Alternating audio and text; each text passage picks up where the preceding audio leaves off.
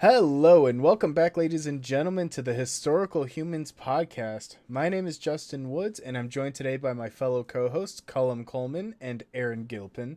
And today on episode 18, we are talking about something quite interesting, Australia's scrap iron flotilla. What exactly is that?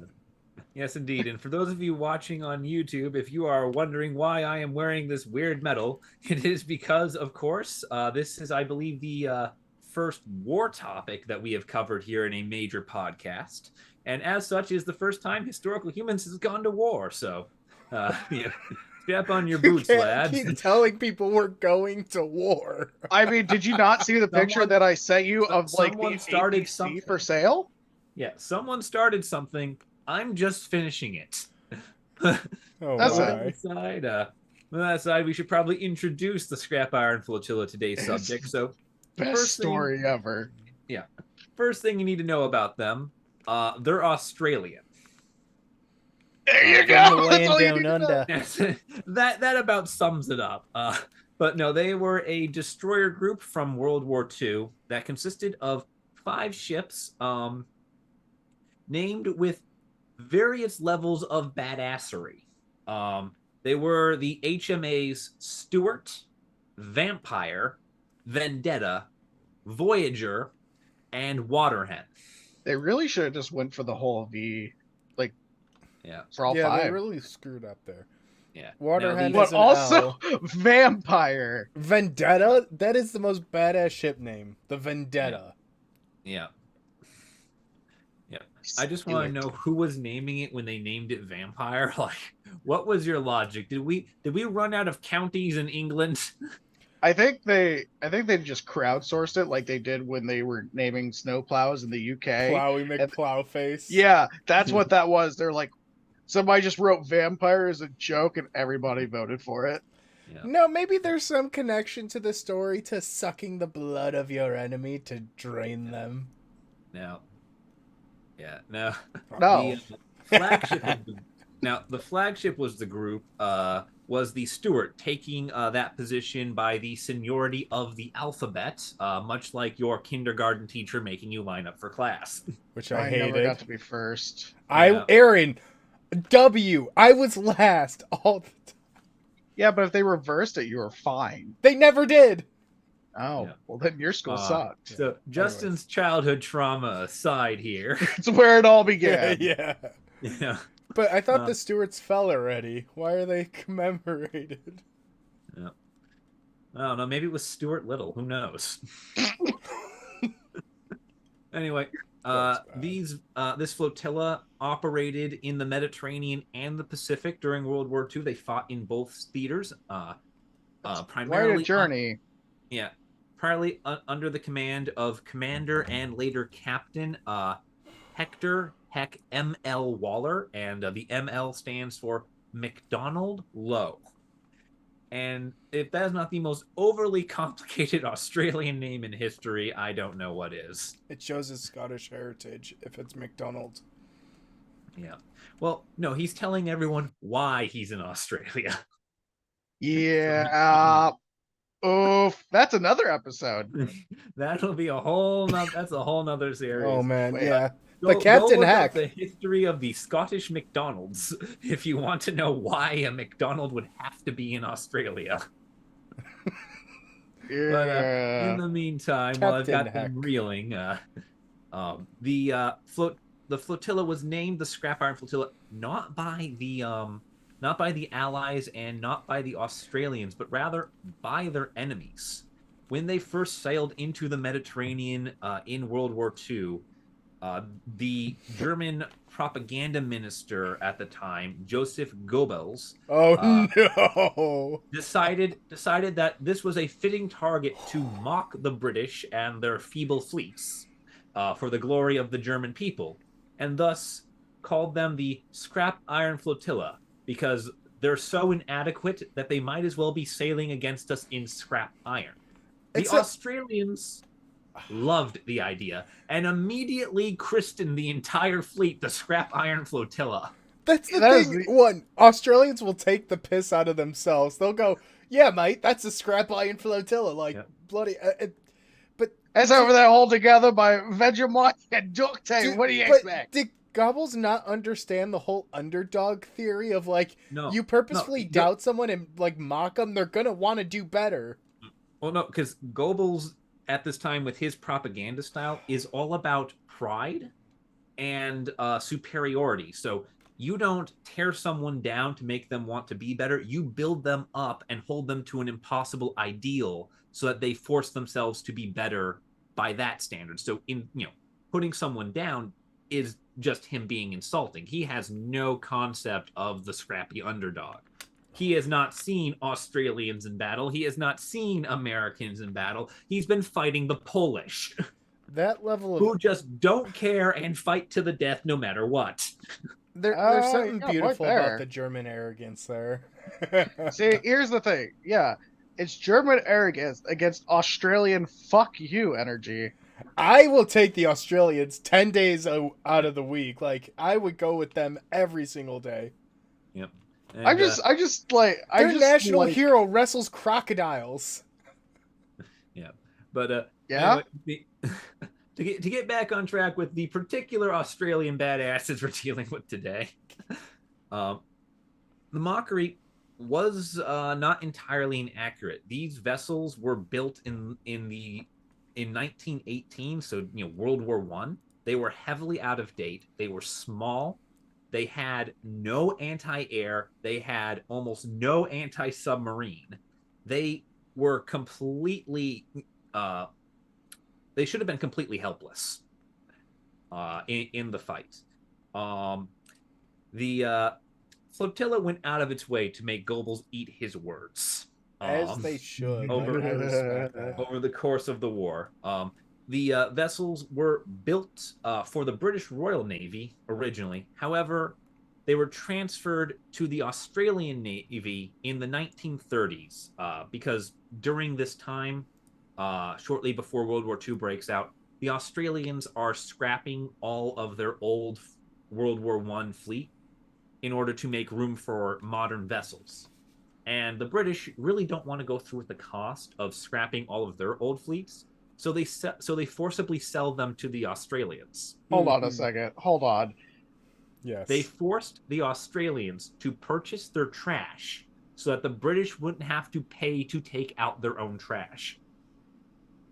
They were just being fucking stingy. It's the British. What do you expect, Aaron? The scrap iron flotilla. I didn't think they'd even sell them. I think they just took it. The Stewart, the Waterhen, the Vampire, all of them, they were the 5 oldest ships in the entirety of the British Navy when they were transferred in, I believe, 1933. Jesus. They were older than some of the ships that the Australians were scrapping. But as a British Dominion, the Australians have no right to refuse the British Admiralty dictating that they must buy these ships. So they did. Damn. And then, almost out of spite, just refused to destroy them for like 6 years until World War II breaks out. Yeah, I like the spite. That spite's a good word. Honestly, that you gotta respect it. Because it'd be like, even if they lost, it'd be like, well, guess who didn't send us good ships? Like bring that up to dinner every Christmas. Yeah. But it's like, look at what we did with ships you couldn't. Yeah. Well, I feel like the Australians would have brought it up with like, oh, well, you can't really, blame anyone for that. I mean, they were built, you were the ones who built those ships. Oh, even better. It's like, maybe if Australia had a shipbuilding industry, we could have get something done here.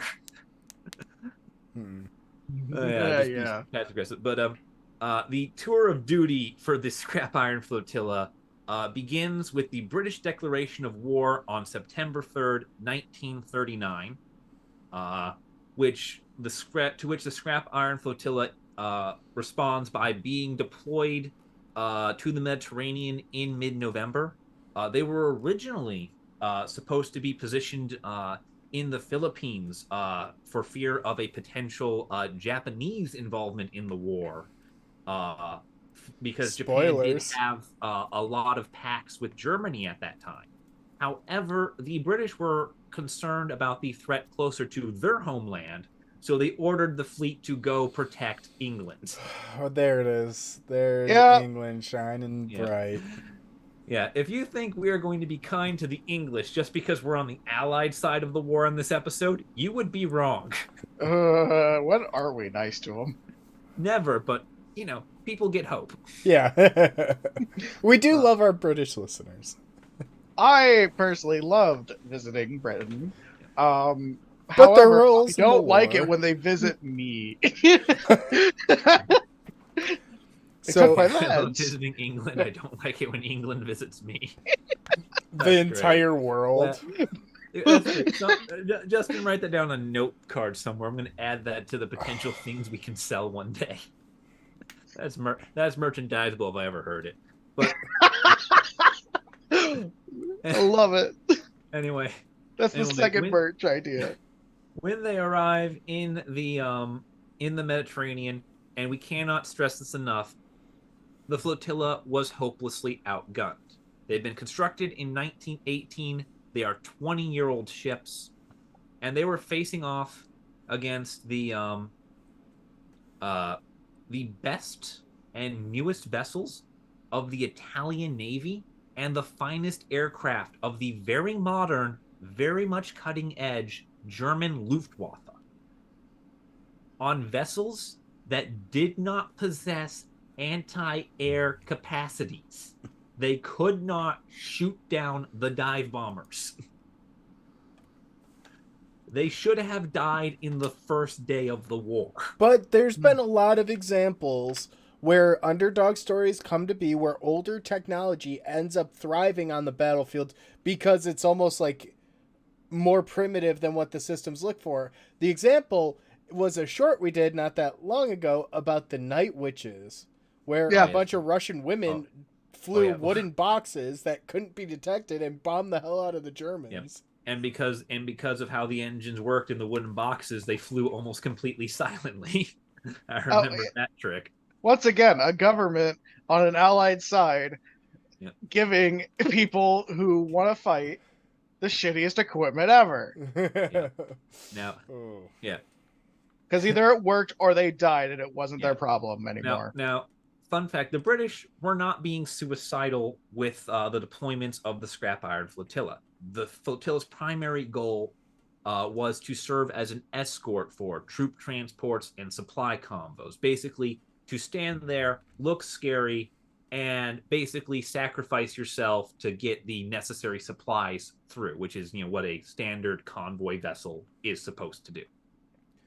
But let me guess. That will not be what the scrap iron flotilla does. Let me guess. With it being slower and smaller, is it better at navigating?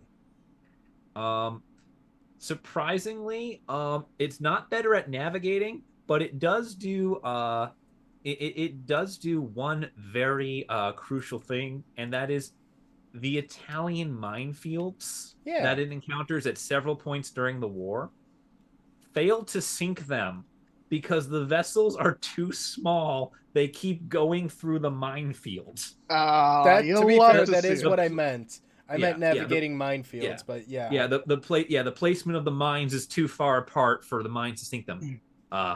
We do have a few things to get through before we get into the first time they deal with a minefield, which is actually very interesting. I like how the Italians are like trying to figure out how the Australians keep making it through, and they said because we were expecting destroyers, not fucking rowboats. Yeah. Vikings Beach on Sicily. Again. The flotilla also ensured that the Allied lines of communication within the Mediterranean were maintained. They kept most of the other fleet convoys in contact with each other, and that is a very crucial role, especially just because flying blind in an ocean surrounded by enemies is usually how you die. Usually, only occasionally. And they get their first call to action, in June of 1940, when Italy joins the war on the side of the Axis. They join up with Germany and go to fight Britain. British jump at this. They are ecstatic. And by that, I mean bloodthirsty. Because they immediately decide that the Italians are in the war now. This is the chance we've been waiting for. This is why we've assembled in the Mediterranean. Let's go kill them. And they go on the offensive under a man known as Admiral Sir Andrew Brown Cunningham. A hell of a name again. Yeah, once again, this is a very English name. Stacked titles. That's how you know he's got the double titles. Yep, he's an admiral and a knight. Wait, so is he on the horse on the ship? Might as well be. Now, Cunningham has a unique perspective. He sees a ship as a ship as a ship. He does not care about the operational capacity or the structural limits of the vessel. If it floats, it fights. And so he sends the scrap iron flotilla into the battle, just straight up into the front lines of the war, because the British have a little bit of a numerical inferiority right now, and they really need to rectify that. Additionally, the Italians have just completed the Roma, which is their largest battleship, and at the start of World War II, it was still believed that battleships were the determining factor of naval combat and not air force. Oh yeah, that's right. So wait, you're telling me that a pacifist nation had less superior numbers than a country that had been militarizing for the past decade? Well, I wouldn't call the British a pacifist nation under any circumstances. They were pacifist until the war happened. Neville Chamberlain. Pacifist is probably not the word I would use. Well, they were definitely in a policy of appeasement. It was appeasement, but they did it with it. They were definitely not mobilizing. For the long, until. But they weren't. They didn't start militarizing either, which is where I would say they fall into pacifist. Is they weren't militarizing until like 1938. They waited a very long time before they started ramping up. Yeah, part of the reason why. And I would say that's the same thing was true of the United States in World War One. We didn't start militarizing until the war literally came to our doorstep. Yeah, like 1917. Yeah, 1917. That was just after the Zimmerman. But I would not call the United States from say 1907 to 1917 pacifistic. But anyway, they were heavily outnumbered, because the Italians had been militarizing long before the British. And on June 12th, 1940, the Stuart encounters a minefield. And by encounters, I mean sails into the middle of it and realizes where the hell it is. Oh, this ain't the barbecue. Hey, Captain, I think we're a bit lost. I think. Are you on the piss again? Captain, you told us we were going to the pub. Yeah. This is the pub. It's on the other side, lads, on the shore. Yeah. Now the minefield had been laid by Italian submarines in the dead of night in an attempt to blockade the British fleet at Malta and prevent it from launching against Italy. However, because the Stuart is the first vessel to encounter the minefield, it is able to successfully navigate it being so small. It then goes back and forth for the rest of the day, in and out of the minefield, to pick up another ship, tow it through the minefield, and out the other side. At any point in which this vessel makes one wrong turn, or the tide shifts, or just a bad storm comes up, it is dead. That is kind of miraculous that they're like, first try through, they navigate through the mines. I'm sure you can see them at some point. I'm sure they're visible, but like to be able to navigate and then just to ferry a bunch of other ships through, that's a power move. It's naval mines, so they move. It's because they'll sway with the ocean when it moves. Yeah. But also, this is just the Australians saving the British's ass again. Yeah. And eventually, a couple minesweepers do arrive and take care of it. Meanwhile, we've talked about one member of the scrap iron flotilla. So where's the rest of the fleet? Please Well, tell me they're off doing some badass shit. well, the Voyager has been, upon hearing of the minefield the Stewart encountered, begins hunting the U-boat down the likely vector which it would have taken, and it is the Voyager which finds them, because that's what the other four do, is start going, well, they would have had to come from here, so where are the most likely places they would have gone? So they just start hunting. So how do you? So like, did they sink it? I'm just wondering how a ship with no anti-submarine capabilities decided to go hunt a submarine. It did have anti-submarine capabilities. It was a destroyer. However, its capabilities were incredibly primitive. What it lacked was anti-air.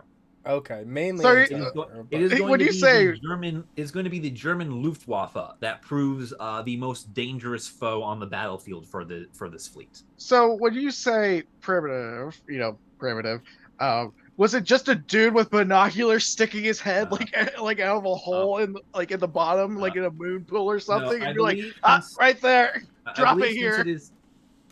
I believe since it is a 1918 vessel, it would have had the earliest versions of sonar. However, that would be like, me taking a personal computer from the 90s and telling you to, run it next to a modern laptop. Fair enough. But also, yeah. I just like the idea of this Australian sticking his head with binoculars in the water. We're like, yep, well, that's a submarine. Yeah. Yeah. I just like that they decide to chase after it. Oh yeah, they chase after. Thing is, here's the thing: the crews of the ship had never even drilled for fighting a submarine. Oh, so they were just hungry for blood. They wanted that. They were just chasing it. It's like a dog running into traffic. Yeah, that dog got the scent of the squirrel and ran. Yeah. There's we don't know how to do it, but it can't be that hard. Yeah, and it turns out it's not, because they do sink the submarine. And it becomes the first Italian loss of the war. Wow. The first Italian U-boat to be lost in the war.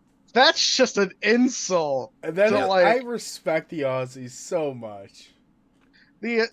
How disappointed would you be? Would you have to be on a new Italian U-boat, and then find out it gets sunk by the shittiest ship in the Mediterranean? Yep. It gets worse. Within a month, they have killed 4 more.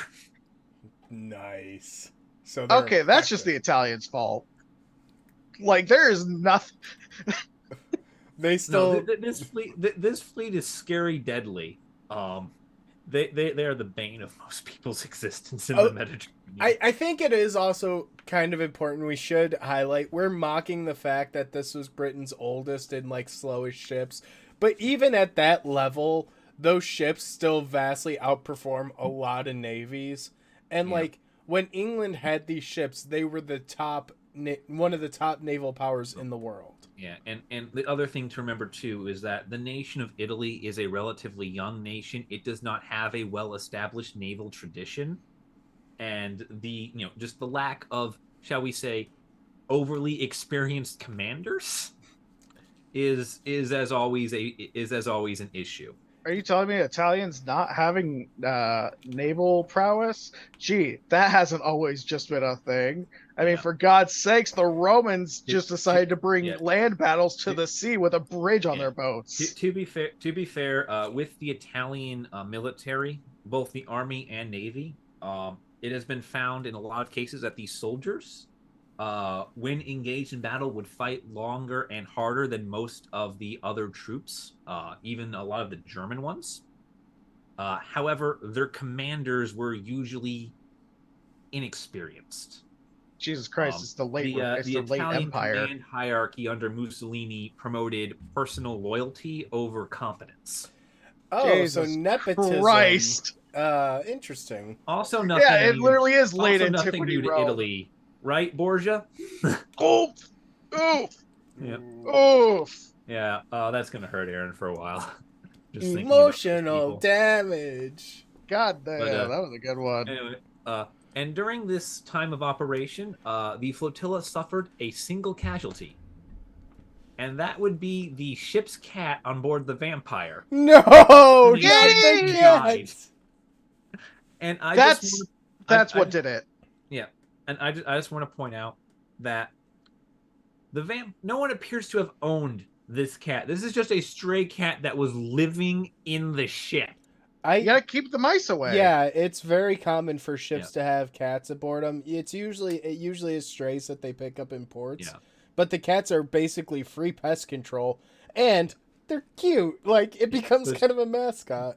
I just imagine just the Austrians just having a random cat on the ship. And just they probably gave it a nickname and everything. It was probably Little Muzz. It's just being significant enough to them to warrant actual reports on the casualty list. When, like, people are dying left and right. The British are trying to flee Dunkirk at this time, and the Austrians are like, yeah, we have a tragedy to report. We lost a cat. They're having a full... They're probably, like, holding, like, an actual... like an actual burial at sea for this cat. They're like... Australians. Like, the British are, like, pissed because they're like, you'll reveal your location. And Australia said, hey... don't disrespect the cat. Yeah, come find us. There's a U-boat like floating dead in the water a few feet from them. And it's just like, the Australians are like, good, then the enemy will come to us. Oh, you could have brought him here instead of running away. I just imagine the conversations the Italians had in the U-boats, like, the spicy Brits are attacking us. They're sinking our ships. Yeah. That's another merch thing we could do. It's the JoJo and Dio meme with the Italian U-boat and the submarine. Yeah. Anyway, the ship, not submarine. Back on track. Scrap Iron Flotilla quickly got a reputation as the workhorse of the Mediterranean. They did everything and anything, and because of this, they spent minimal time in port. They did not take port for repairs. They did not take port for shore leave. Wow, so they just were straight fighting the whole time. Yeah, they were fighting all the time. Any repairs they wanted to make, they made on the vessel at sea.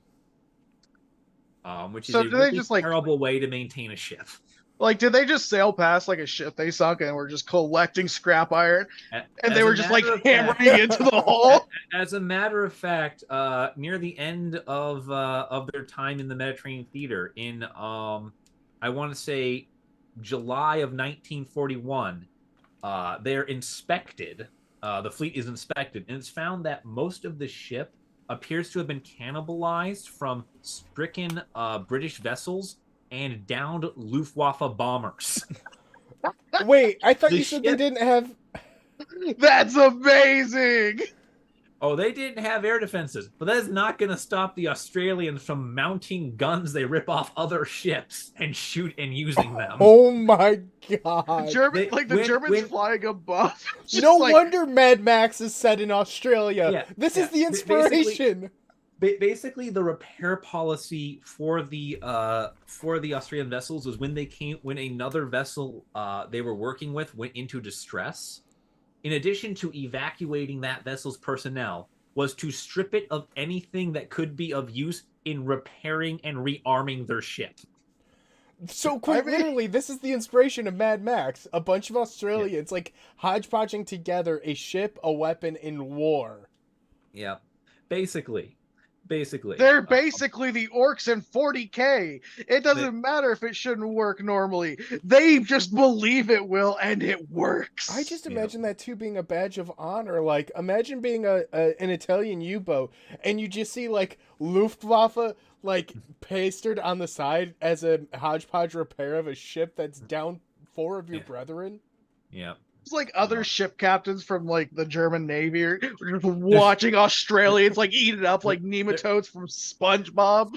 They're just freaking out because there's the classic like German Iron Cross on the side of the ship as they've just welded a wing to try and patch up a hole. That's what I'm saying. Yeah, it's chaos in there. I will say that much. God, these Australians are the best. And the flotilla's mission shifts from being a simple escort to being a proper destroyer group and hunting submarines. Unfortunately for the flotilla, the submarines hunt them back with air support from the Germans. And they still have no air defense.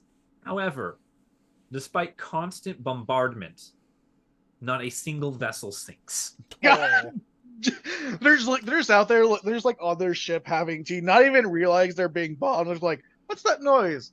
I think it's raining, Captain. The Australians do not drink tea. No, they're having beer. Like That's right. Yeah, they're Bruce straight Lee. chugging like Fosters.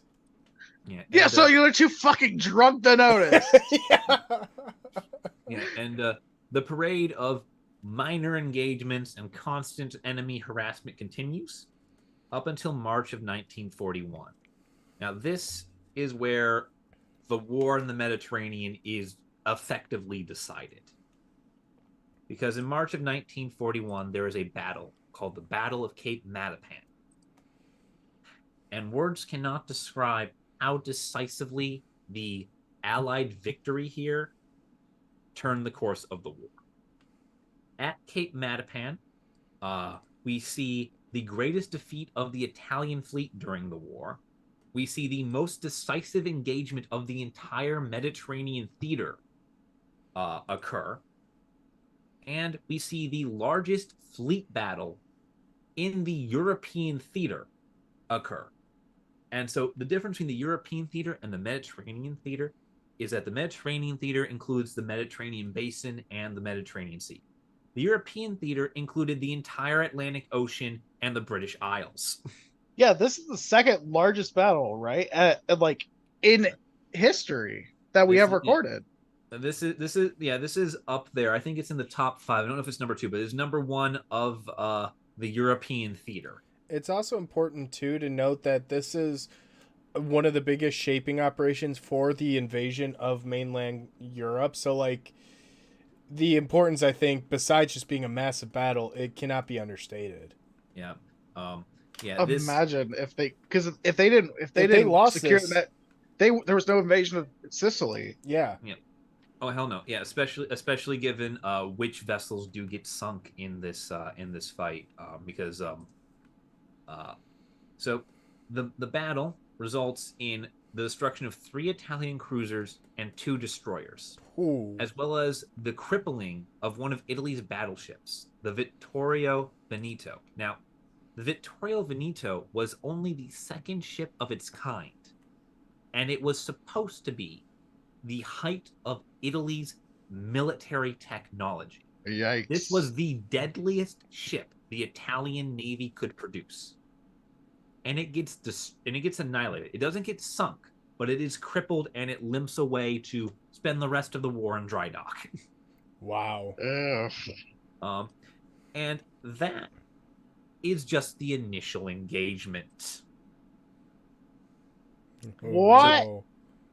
So the fight begins because the Italian battle fleet leaves harbor to attack Allied supply ships near Greece in an effort to, at this time, secure their foothold in Greece. The Greeks have been fighting admirably in the mountainside. They have been keeping the Italian infantry at bay, but only because they had support from the British, shipping, food, ammunition, rifles into Greece to just keep the war machine fed.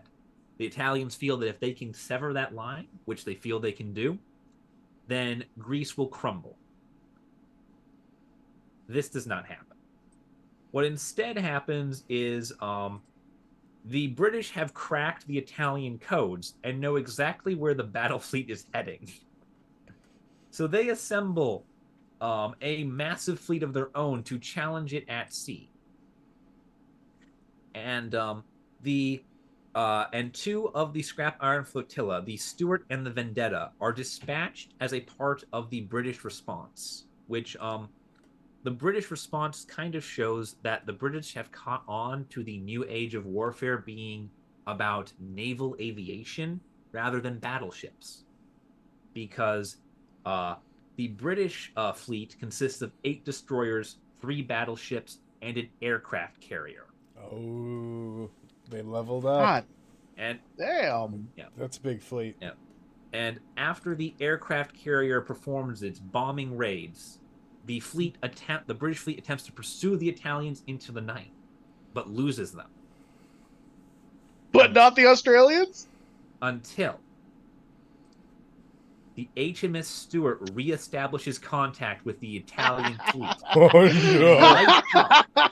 Yes. Lights up a total of 10 Italian vessels with its searchlight.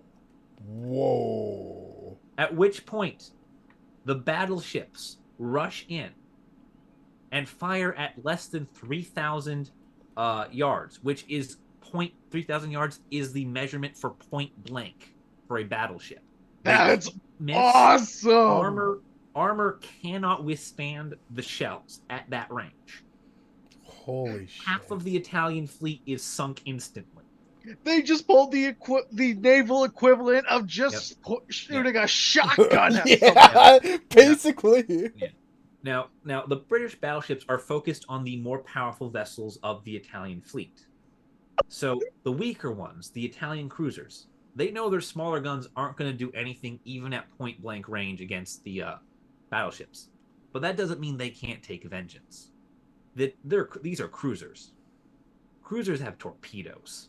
And so they turn about, move to ramming speed, and proceed to attempt to torpedo the battleships until, sweeping in from the darkness, comes the HMS Stuart and the Vendetta, and countercharging the entire Italian fleet and driving them off in a hail of fire before they can launch their torpedoes against the battleships, thus saving the British fleet.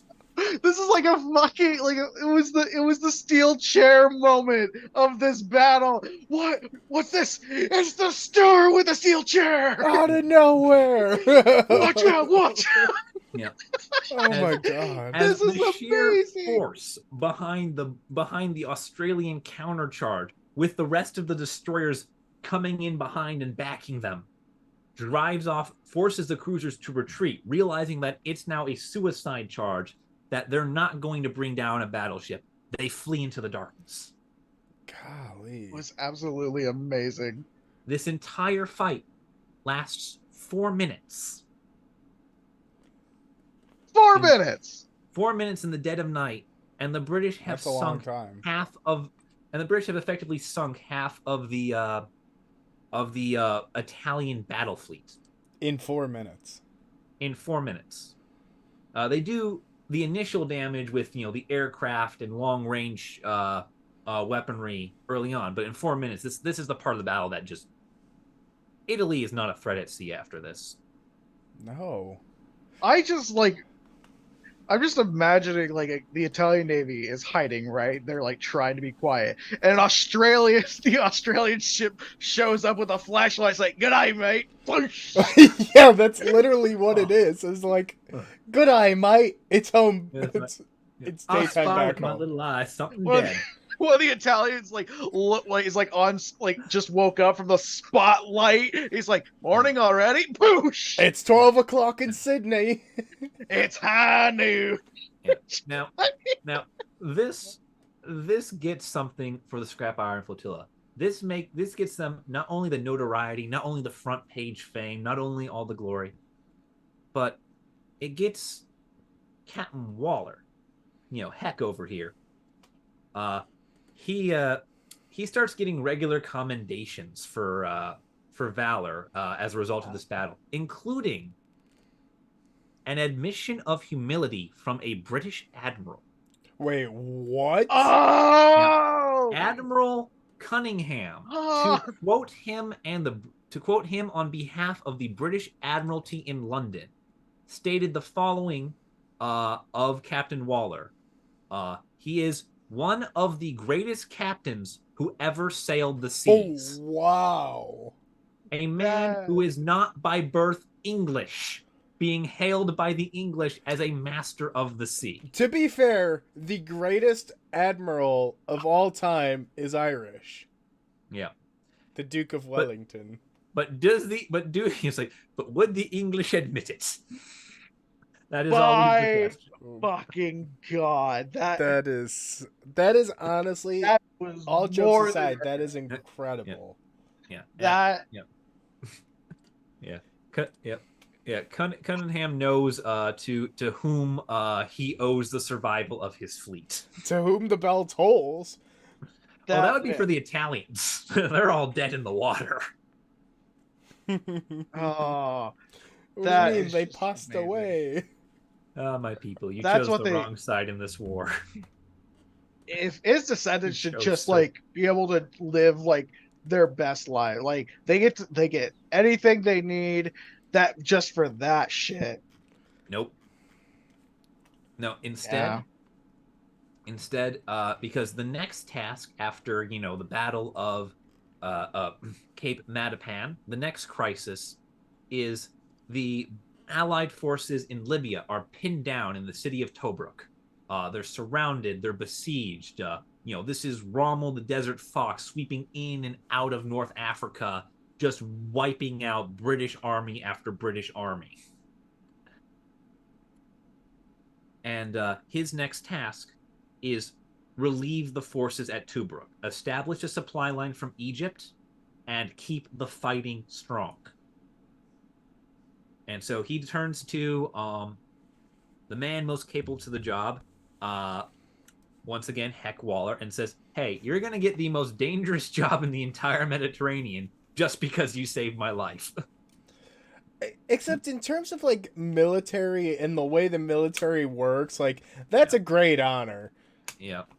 I mean that, or it's either that or they're like, listen, it's getting ugly in North Africa. We're sending the only man who can handle the job.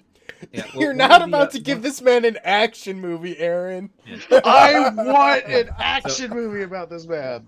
Yeah, so the flotilla was assigned to resupply the troops at Tobruk in Libya, and the British were unwilling to risk their vessels due to Italian air dominance. Both the Luftwaffe and the Italian Air Force have a presence in North Africa. They still control the skies over much of the Mediterranean. Um, and between the German dive bombers and the Italian medium fighters and bombers, there is a very deadly mix of aircraft in the air that you can't readily repel because the strategy for dealing with different types of aircraft changes and you can't focus on all of them at once. Additionally, um, the British were deeply concerned about losing the newer, more valuable English ships to these air raids. And they did have a right to be afraid. The total body count on this supply line is um, 67 vessels. Are you telling me that the British, who made their brand new fleet, were scared because it's supposed to be top of the line ships? Mhm. Were Yes, scared about them sinking, even though they're supposed to be top of the So line. they sent the yes, older, previous gen Aussie ships. yeah. Well, here's the thing: the British have recognized the power of air superiority, and they also recognize that they very much don't have it. The German Luftwaffe is, as of 1941, the superior air force in Europe, In the and with world. the Italians supplementing them in terms of numbers, there's really nothing the British or the RAF can do I'll say to take control of the skies. they're probably still all hung out or pinned, Well, or at least fighting in the Battle of Britain during yeah, this most of the time. British aircraft are in Britain, and even if they didn't have to fight on that front, the overwhelming numbers of the Italians and the Germans would make controlling the skies near impossible. Yeah. So, yeah. So the flotilla sails to British-held Egypt. From there, they will pick up ammunition and supplies. Sail a full day to Tobruk, unload, put on board wounded soldiers, and sail back. During the entire time, the flotilla is under constant threat. The Italian submarines are looking for vengeance. The Luftwaffe controls the air, and this entire trek is incredibly deadly. During the 8-month siege from April to December of 1941, 47,000 men are evacuated from Tobruk.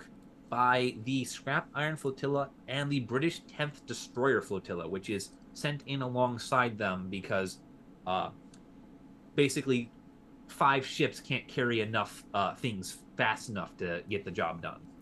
They need more and more forces committed to this front. 34,000 reinforcements are brought in, as well as 33,900 tons of guns, medicine, and food. And the Australians, they took it all in stride. They decided to make a joke of this trip because they're hauling fresh soldiers and supplies in, and they're hauling wounded people back. So they decided to refer to this this particular tour of duty as the Tobruk Ferry Service. This is a D&D group. This is in a very serious, dark setting, and this is the murder hobos. Oh, we're just having a ferry service. All right, we'll take the healthy soldiers in. All right, wounded, children. Let's Egypt. Maybe we'll take you to the underworld. Who knows? All the while we're dodging submarines, which we've already put like 5 down. Like no biggie. Oh, they kill so many submarines. There's like, what about the submarines? Yeah. Oh, you mean like that one? Oh, yeah. Don't worry, it's gone now. You see an explosion. They just it's like, oh, we can do that too. They just uncork the ship, it sinks, fights the submarine underwater. No, they flip it upside down, Captain Jack Sparrow style. Oh my god, and start firing the guns like boom, boom, boom, boom, boom. Yeah.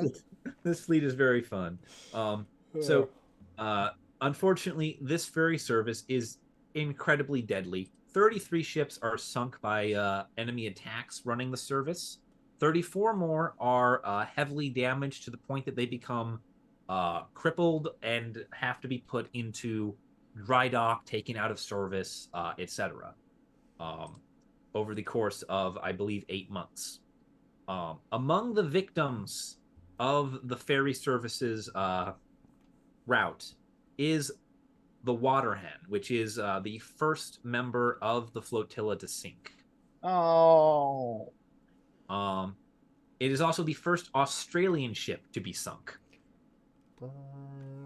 I think that says more about the size of the Australian Navy in Europe than it does about anything else. But I mean, they've been present; they haven't been sunk. Yeah, and up until then, the way they get sunk is almost a comedic level of Snoopy versus the Red Baron overkill. As a raid of 19 Stukas, an advanced form of German dive bomber, singles out the Water Hen and attacks it exclusively in order to sink it. 19 professionally trained dive bombers from the Air Force of the most elite Air Force in the world versus one ship that can barely shoot at the sky. So this is what happens a lot of times in war when some person or vehicle or ship gets a bit of notoriety as they become targeted, and it's very, very clear to see how important this ship was by just the sheer force. This is like the equivalent of having the SEAL Team 6 knock on your door to knock you out. Yeah. Fun fact. They still can't sink her outright. Instead, she becomes inoperable due to critical damage. The HMS Defender attempts to rescue the Water Hen. However, it can't tug her free. It becomes apparent that eventually the vessel will sink. So instead, she is abandoned. At which point she sinks on June 30th, 1941. And the British look at this and go, what the hell is wrong with you Australians? Clearly something is wrong here, that this vessel would have sunk after being singled out by 19 dive bombers. So they launch an investigation into the state of the other 4 ships. And I'm going to calm down because this just gets too funny. Oh, no. I fucking love this. And they now at the point of the sinking of the Waterhead, the flotilla has been engaged in over 200 air raids and countless naval battles, including the two major battles of the Mediterranean theater. And it has done all of this without ever receiving a single day of repair. Again, just like fucking sailing by, just cannibalizing like a ship. Max. And then it's held together by fucking Vegemite and duct tape. That is what they find. They get on board the HMS Stuart and they find the parts from like 7 different British vessels and 3 German planes running the ship. Wait a minute, this ship wasn't outfitted with this many guns. Where'd you get these? Stolen from the Germans. Why is there an Iron Cross on the side of the ship? Yeah, it was. The vessels were literally held together by the sheer will of the crew and whatever else they could scavenge from their sinking neighbors.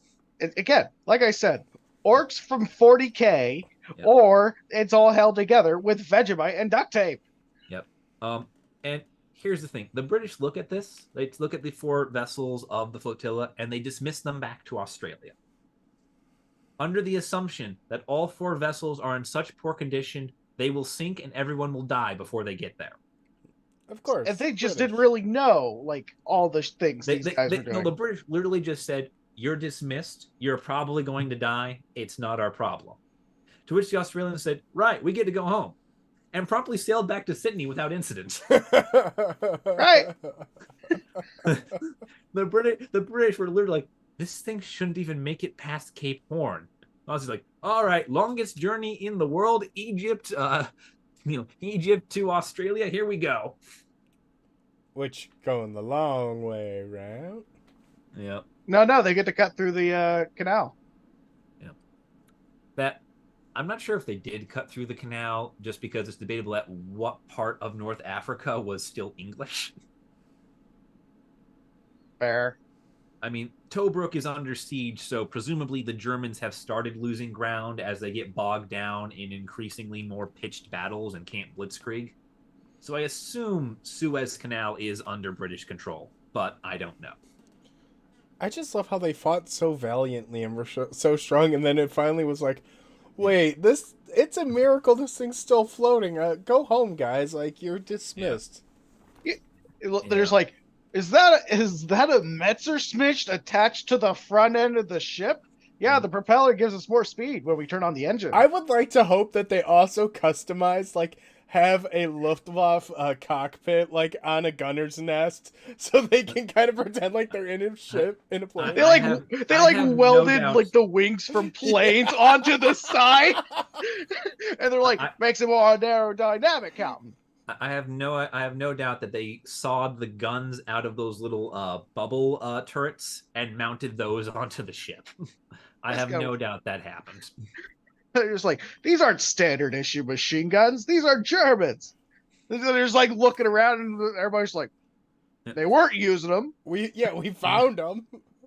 Yeah, it's just like, looking, it's like This isn't looting. We saved you a fortune on bullets.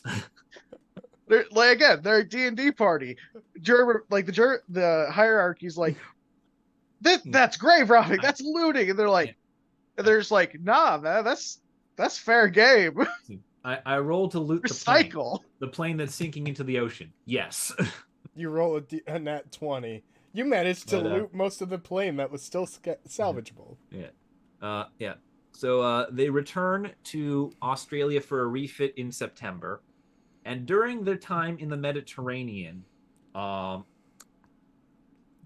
flotilla has sunk 20 submarines, fought in both major battles of the Mediterranean theater, ran supplies to besieged positions in Tobruk, Malta, Crete, and Crete, and did all of this without losing a single sailor. That's right. The only casualty is still that cat. Oh, poor Fluffy. Even when the Waller was sunk. Yeah, everybody survived. The Waterhead. Yeah, I did not find report of the Waterhead losing men. The vessel was critically damaged and evacuated. I also hope that sunk outright. I also hope that implies that they also evacuated the ship cat, and like he had a little vest on. These are the Australians, for crying out loud. They'd be evacuating the ship's gator. with all the beer. Yeah, the coolers of beer as it's like No, floating. I like to imagine they were so efficient with it. They're like, right, bucket brigade line, everybody. And they're just like doing one. Instead of and then like when they bailing run out of water, stuff, it's moving just buckets of cans of beer. from one ship to the other, Yeah. then the other one just pulls up right along. He's like, all right, first things first. The British on the other ship are just like, what? Yeah. And so when they return to Australia, the scrap iron flotilla as a unit is disbanded, and records of them become a little harder to come by. What I did find was that the Vampire was reassigned to Allied efforts in the Pacific, specifically escorting British forces in Trincomalee to various positions, which was the original purpose of the destroyers and the scrap iron flotilla. During this particular tour of service in the Pacific, it picks up the survivors from the sinking of the HMS Repulse and the HMS Prince of Wales, two of Britain's proudest ships. They are those are their pride and joy, and there's the Australian flotilla coming in to save the sailors. It's like when you have like those 90s. two. Huh? Oh, I was thinking more of like I'm just imagining like the two big dogs. You think they'd be scarier, but actually it's the Chihuahua, like the really small Chihuahua or a Corgi that's the small leading one, that's them. terrifying. See, I'm just Yeah. imagining they're pulling up in like a rusted out 90s Toyota Corolla. Yeah. Hey, those cars last forever, man. They really do. I'm not shaming it in any means. It clearly works. It clearly sunk 20. Right, like you got like two Ferraris pulling up behind. Actually, wait, no, it should be. They're British. It should be like two brand new Aston Martins, and then no. it's the Toyota Corolla Yeah. because it's actually a sleeper, so it can go like 800 miles or whatever. Now the Vampire does become the second casualty of the scrap iron flotilla, Oh, as it is. It dies honorably in its tour of duty. It is sunk by Japanese bombers, so once again, it's those damn aircraft. it's the beds, I tells you. Yeah. Well, screening for the HMS Hermes. What had happened was the destroyers are sent ahead of aircraft carriers like the Hermes to look for fighter planes and enemy fleets and to signal contact so that the aircraft carrier can launch defensive measures like basically its aircraft before it is engaged by the enemy. Unfortunately, in the act of screening for it, someone forgot to install radar. Like What the hell? Aerial radar on the Vampire. So it gets ambushed, raises the distress signal, and gets wiped out. It suffers a total of 9 casualties, including its commanding officer, Commander Moran, who chooses to go down with his vessel. How honorable. He refuses to leave it behind. So it's a fairly avoidable tragedy, but at the same time, regardless of whether the radar was on, advanced radar was on the ship or not, it probably still would have been the victim of the bombers simply by virtue of the fact of being the first target. So it dies honorably doing its job. As for the Stuart, the Voyager, and the Vendetta, I did not come across further service records. It is likely that they were retired upon their return to Sydney rather than go through the effort of being retrofitted and returned to service. Or if they were being returned to service, they would have been low enough on the pecking order that the war ended before they were fully operational once again. I just imagine some Australian mechanic sees the ships float into the dock and goes, "Yep, she's fucked. Yep. Like, we're not gonna fix her. She's fucked." Just going right. I wonder if they have them in. You think they might have kept one as like a museum, kind of like what we did with the was it Well, we did it with the Constitution. But Yeah, then I there's know you another were one. about to say the Arizona. That's a different kind of museum, Aaron. Yeah, I know. Sorry, I had a relative on one, like on that ship, Yeah. so that's why that one came to my mind first. That's a different museum. Yeah, That's a different museum. Oops. yeah. I've come across a couple of of memorials to the fleet and to their valor, but no sign of the actual vessels. Well, Still, that's the best damn Navy I've ever seen. Yeah, Captain Waller, the greatest captain I've ever. Yeah. The story doesn't quite end there because Captain Waller, upon his return to Australia, he is reassigned from the scrap iron flotilla. So the story does go on a little bit further. So not much. Waller is reassigned to the HMS Perth, a more modern vessel, one with a little more stated pride in it for the Australians. Probably in recognition for the fact that he basically won the war in the Mediterranean with a floating bucket. So let's give this man a real ship and see what happens.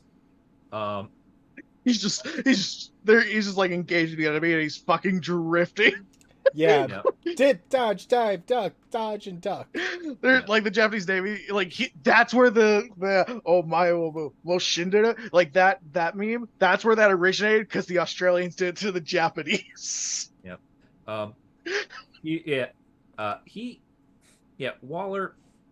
Waller, unfortunately, he doesn't make it out of the war, but he goes down showing everyone exactly why he was the man in charge of the scrap iron flotilla.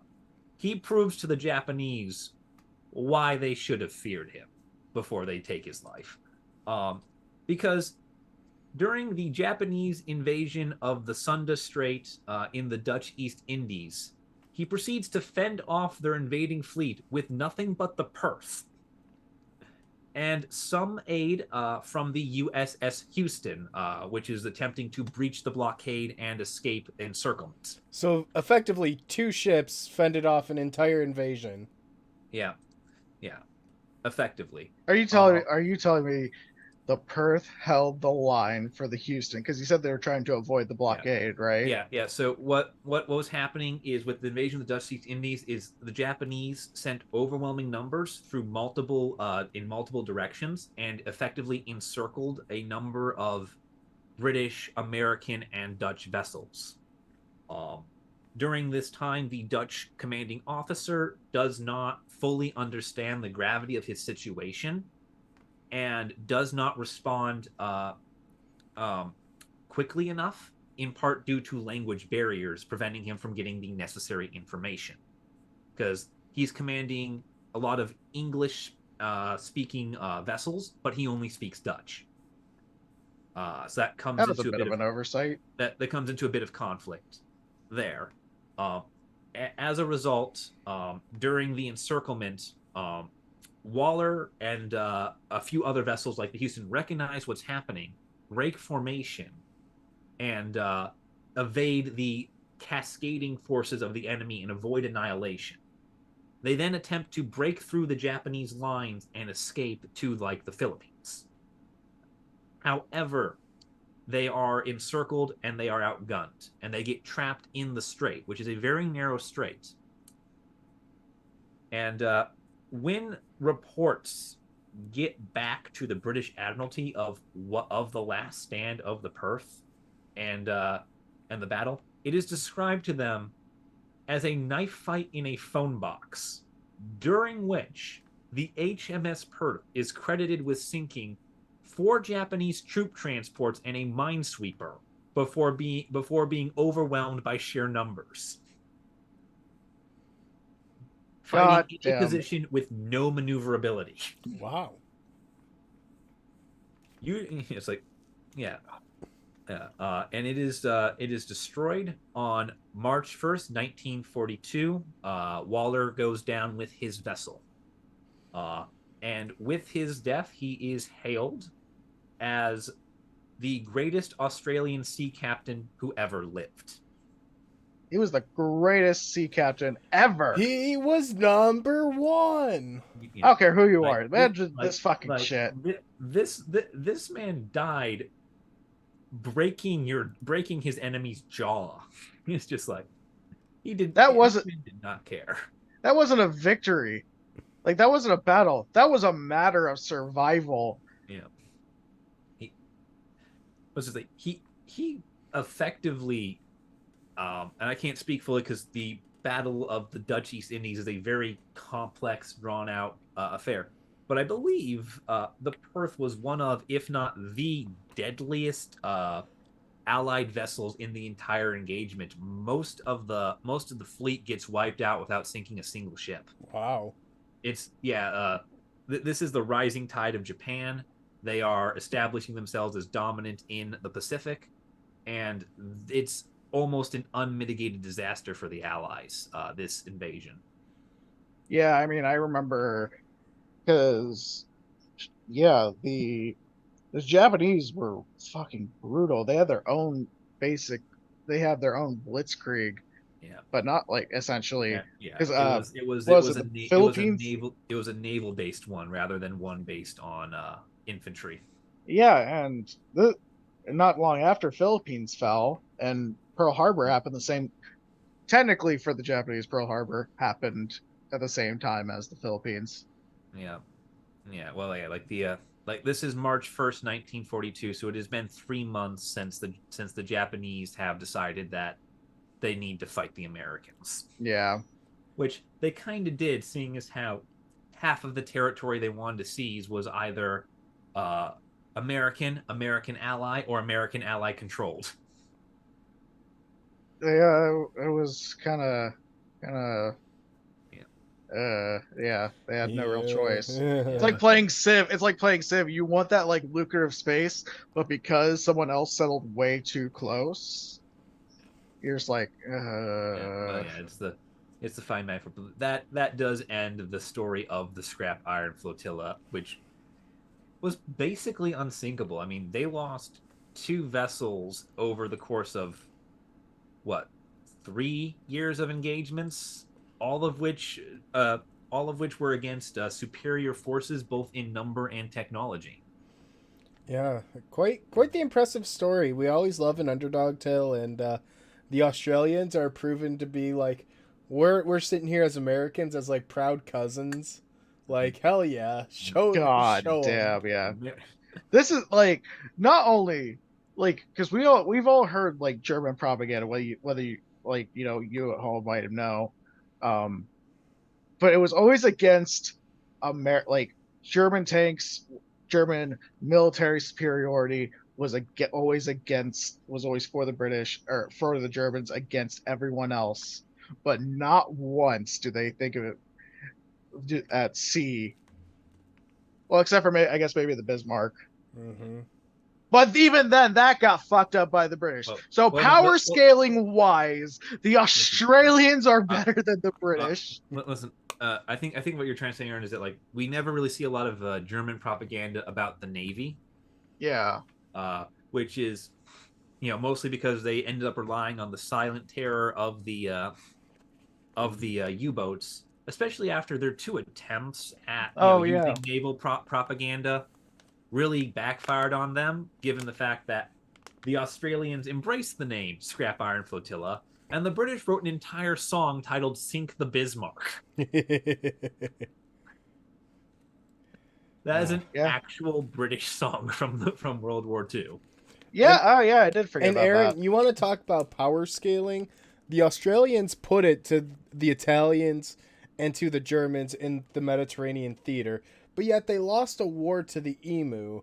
So, in theory, the Emus are more powerful than European nations. We put that's why they were unsinkable for so long. There were emus on the ship. No. Captain Waller was actually an emu and then just kicked the shit out of the Germans and the Italians. No. I just imagine like a bunch of emus, like one of them's wearing a captain hat, and there's like Aaron, please. Everyone knows the emus were the reinforcements deployed at Tobruk. Oh shit! No. Why do you think Rommel got bogged down there? You can't outrun an emu. They don't care that you have a tank. It was the Desert Fox versus the emu. Oh, they're right at home. Oh my god! Oh. It's Right? like And it's fucking it's the meme. I'm just like I am afraid of no one, but that thing. It's like a German Panzer being like that thing pointing at an emu scares me. And on that bombshell, thank you guys for watching. If Oh, you no. enjoyed, leave a like down below and check us out for our other videos. We'll see you next week.